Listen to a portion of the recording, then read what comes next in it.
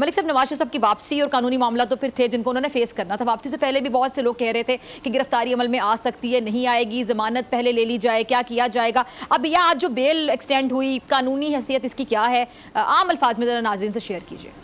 देखें, protective bail जो है वो कानून के तहत हाई कोर्ट का इख्तियार होता है, इनहेरेंट पावर्स होती हैं कि वो किसी को भी जिसके ख़िलाफ़ कोई मुकदमा हो किसी दूसरे डिस्ट्रिक्ट में या किसी और जगह पे और वहाँ पे वो अप्रोच करना चाहता हो, तो वो कोर्ट से ये रुजू कर सकता है कि मैं अपने मुकदमे में सरेंडर करना चाहता हूँ, लिहाजा मुझे इतनी अपॉर्चुनिटी दी जाए कि मैं उस मुकदमे में पेश हो सकूँ और उसको फेस कर सकूँ, लिहाजा उस वक्त तक मुझे गिरफ्तार न किया जाए। ये एक कानूनी रियायत है। और ये पिछले अदवार में चेयरमैन PTI मेरे ख्याल 50-60 के करीब मुकदमात में उन्होंने ज़मानत ली। और इस्लामाबाद हाई कोर्ट से जब से मौजूदा चीफ जस्टिस साहब ने ओहदा संभाला 11 नवंबर 2022 से लेकर आज तक तकरीबन 221 प्रोटेक्टिव बेल जो है वो मुख्तलिफ लीडरान को और मुख्तलिफ अफराद को जो है वो दी गई हैं।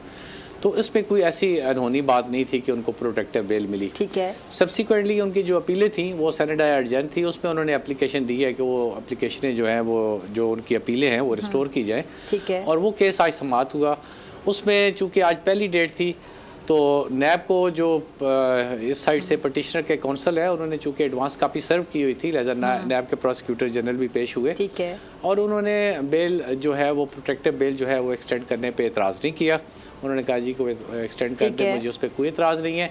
और मीनवाइल परसों की डेट दी गई जिसमें जो है वो जो मेन जो अपीलें हैं वो भी समाअत की जाएंगी और देखा जाएगा कि वो अपीलें रिस्टोर होनी चाहिए या नहीं होनी चाहिए और क्या कुछ सफिशेंट काज ये पेश करते हैं कि किस बुनियाद पे वो इतना अरसा इन अपीलों में नहीं पेश हो सके।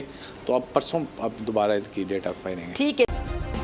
सब्सक्राइब करें और बेल दबाएं ताकि कोई खबर रह न जाए।